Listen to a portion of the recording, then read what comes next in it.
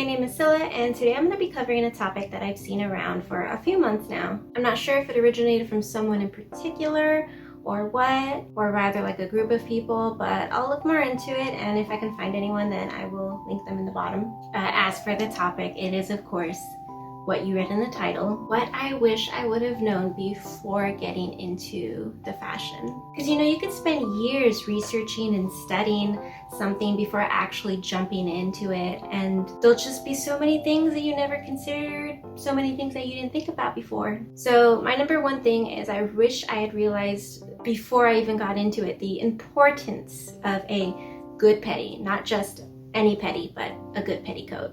I was one of those girls who thought that it didn't matter what the petticoat looked like or what brand it came from because it was going to be under your dress, so it didn't matter.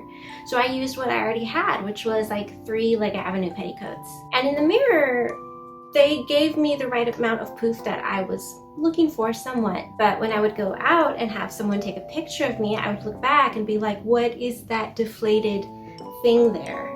But at the time, I didn't really know where to look because I'd heard that Bodyline petticoats were bad, and even like AP and baby petticoats just didn't give the right shape. Not without layering them, which would end up costing money because straight from brand, that's expensive. So the next thing I bought was a Melco Modes, I think that's how you say it, petticoat, which clearly is not a brand for Lolita at all. I bought it secondhand, so it was relatively cheap, and it did have a lot of poof, but it was very A-lined, which is great if you're doing square dancing, not so much if you're a Lolita.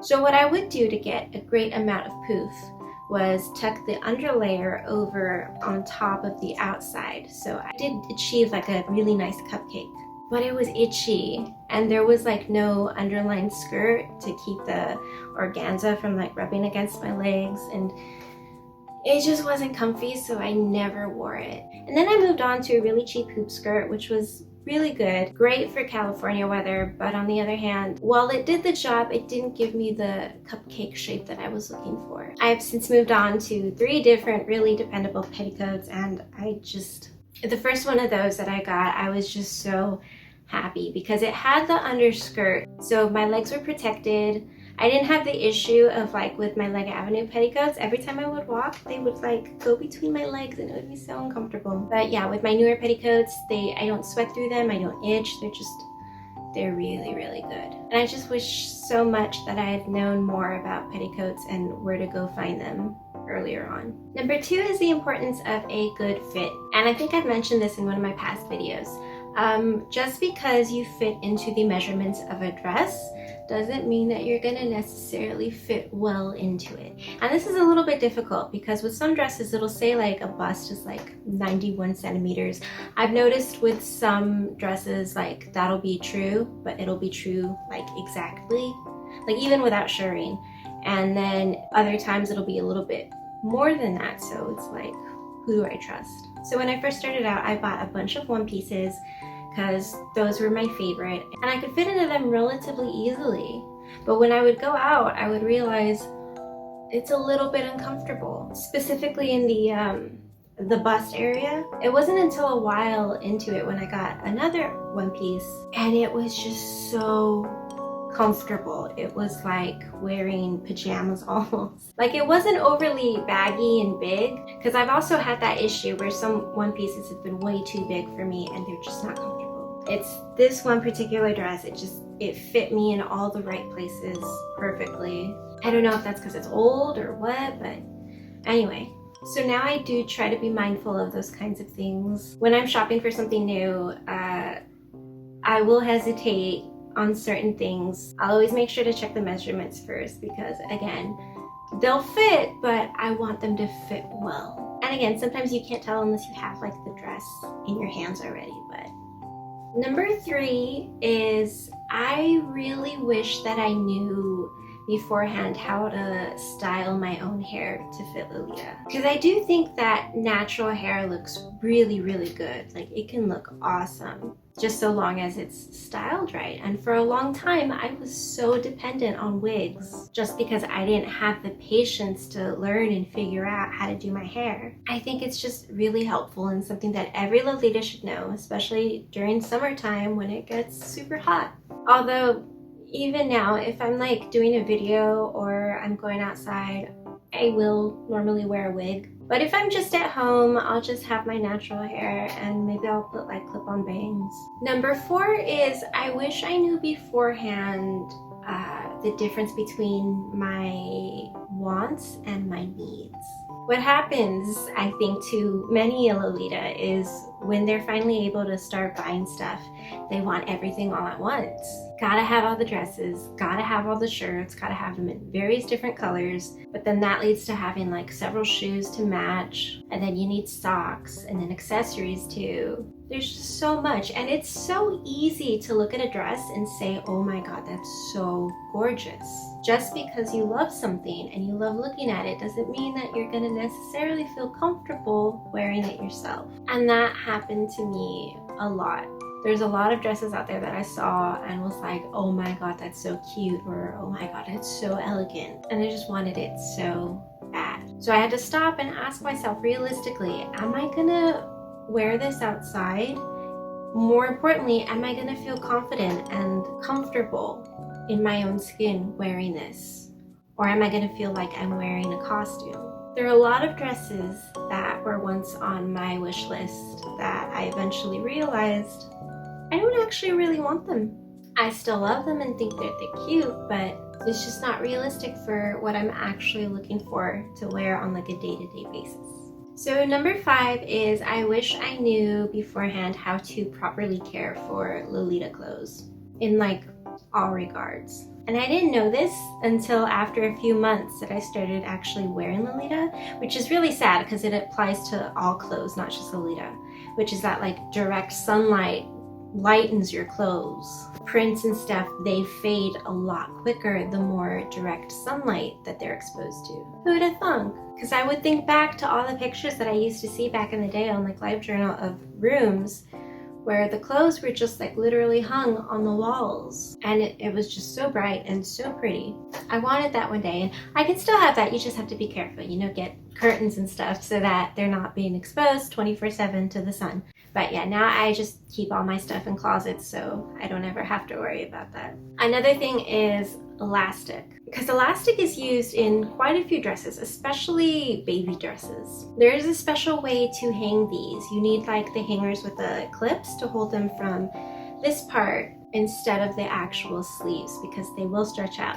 And this happened to me with one of my favorite plain chain AP dresses. Simple mint, but the straps were elastic, and I was like, why is it stretching out? Like, I didn't have common sense. It's like, duh, it's elastic. It stretches over time, and especially like the weight of the dress is going to be pulling it down. So now I have to fix it. And then if you have like a lot of older AP dresses, a lot of those are made with like cotton, so they wrinkle a lot faster. So if you're too afraid to iron, which I wouldn't recommend ironing them anyway, make sure you invest in, you know, a small little steamer, because those will do wonders. I was afraid to use one on my dresses the first time, but oh my god, it made all the difference in the world. Number 6 was I wish I didn't feel pressured in the beginning. And again, this has to do with what I said beforehand, where when you start buying stuff, you want everything all at once. Lolita requires patience, and it requires time, and it takes a few years to build up an actual full cohesive wardrobe. So if you're watching this and you only have like 3 Taobao dresses in your wardrobe, sweetie, I promise you, you are doing just fine. Number 7 is AP's shading. I guess this is more kind of like a little pet peeve that I have. But yeah, when I first started out, if I would get a dress that didn't have a matching head bow, I would just buy a plain colored head bow from AP, and I would assume that it would match. That wasn't the case at all, and I went through many switches, many shades, trying to find the right things. Some of them I never got around to finding the right shade. And then other times when I would find like the matching headwear for it, it still wouldn't match. So I don't know, maybe I'm just really picky about my colors. It could be a me thing. I don't know. Number 8 is I wish I knew how to shop on Taobao like way beforehand, and which proxies to use and such. Now I would say this for any newer Lolitas to figure this out before going through places like Double Inspired and Glitzy Wonderland and My Lolita Wardrobe, who I don't recommend. The last one, not the other two are fine. It takes a lot more time because you have to manually go and find all these items and the individual shops yourself, but you do save money.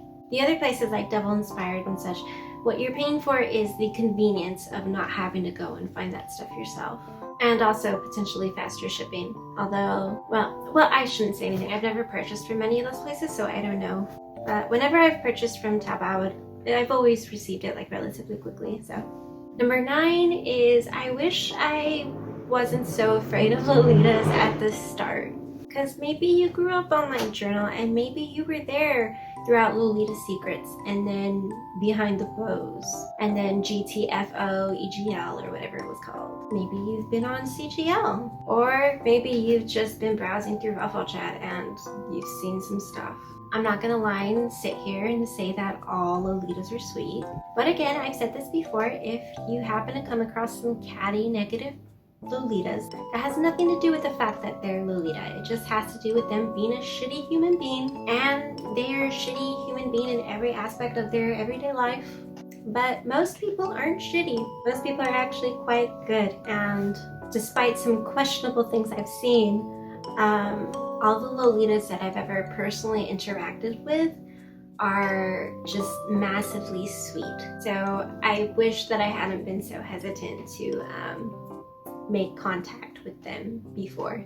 So number 10 is customs. So as a US citizen, I always thought that I was really lucky because I would hear about all these customs in all these other countries and how, I ordered this, but then I had to pay for customs, and so the price was just like, nah. Like, I didn't even know that was a thing. And so I assumed that it just didn't exist here in the US. But I recently learned that apparently it does. You will potentially get a customs fee if a package that you ordered, I think, is marked as $800 or above. I've never spent a total of $800 on any foreign package, so doesn't apply to me. But I've also read on some other websites that it's actually $1,200 and not $800. So I don't know what the answer is. I tried my best to look into it. I don't know who to contact to get the actual information, but if you live in the US and you plan on spending over $800 just to be safe, make sure you got some extra dollars in the event that that customs fee pops up for you. Number 11 is I wish I had known that it was okay to fix clothes to fit you better. And I say this because I feel like there's this idea that when you get brand, you're not allowed to adjust it or change it. Like, the only things you could do differently is maybe take it to a tailor to get it bigger or take it in so that it fits you better. I'm not talking about that. I'm talking about like smaller little things, because obviously that's okay. You want a dress to fit you when you're buying it, but it's okay to make other adjustments. Like if your wrist cuffs don't fit, add more elastic to them to make them bigger, or if they're too big, cut the elastic and make it shorter. If you don't think that you're going to resell a dress anytime soon and you want it to fit you better, it's okay to actually like cut and adjust the straps.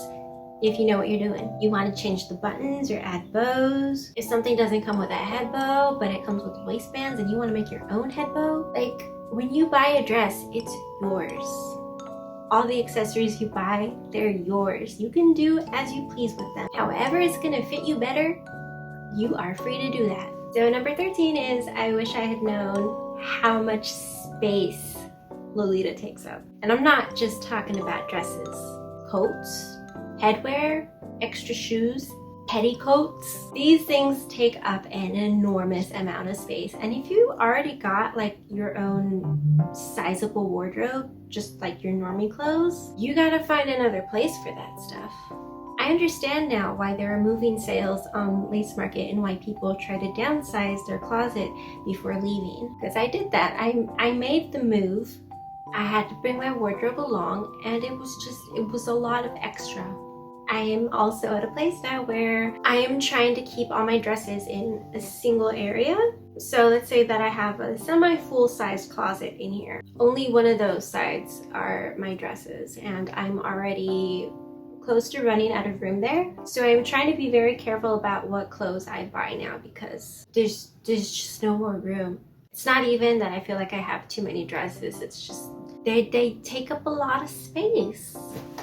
Okay, so we're down to the last one now, which is number 14. And for me, that is, I wish I had known that styles can change over time. And this seems fairly obvious. We're all people, we're all growing, we're all evolving and changing. Just because we like something doesn't mean that we're gonna continue to like it.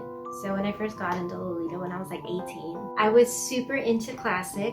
And because it was trending so much, I eventually fell into the hypeness of sweet.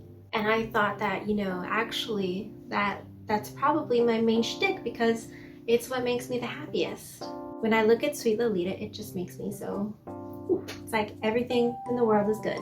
Now, when it came time for me to start buying Lolita and stuff, I realized by that time so many years had passed and I was back to feeling more comfortable in classic. And I kind of put myself in this bubble like I am getting older. It makes more sense for me to invest in things that I can grow with. So I tried to keep my closet more classic-like. But every time I would see something sweet that I really wanted that was on my wish list, I would get it. Eventually, not too long ago, I realized I don't give a shit anymore. Like, I don't care that I'm getting older. I love sweet and I'm gonna wear it. And I think that actually happened to a lot of Lolitas because I don't know if you noticed this or if you've seen or you've been on the internet, but sweet is super popping right now. Like, it is back in with a fierceness. I'm talking sweet prints going for 800 plus on Lace Market. Not just like Milky Planets and stuff. I'm talking Lucky Pack AP dresses that were like less than the average sweet print from back in the day. Like maybe 150 or something going for like 600 plus. Like, so I'm gonna assume that there's a bunch of other people out there like me. But because of this, I'm also trying to take advantage of the fact that classic isn't in right now. It's just a little bit less expensive. So I'm gonna try, because I still love classic. Okay, I want to say like 80% of my wardrobe is more sweet based, but that 20%, I am still gonna dedicate it to classic. I'm not giving that up. And as for gothic, I have my one black Bodyline dress. And when I put that on, I genuinely do feel like I am wearing a costume. Now that being said, I don't think that it looks like a costume because obviously it's like what I said at the beginning. Just because you see something and you love it and you think it's gorgeous doesn't mean that it's gonna fit you as a person. So while I love looking at pictures of Gothic Lolita, on myself, it just doesn't fit. And that's okay. I don't think that I would ever be able to do it justice.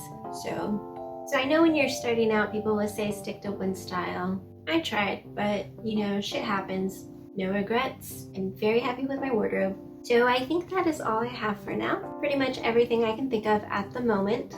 Anyway, thanks for watching if you watched, and I will see you next time. Bye!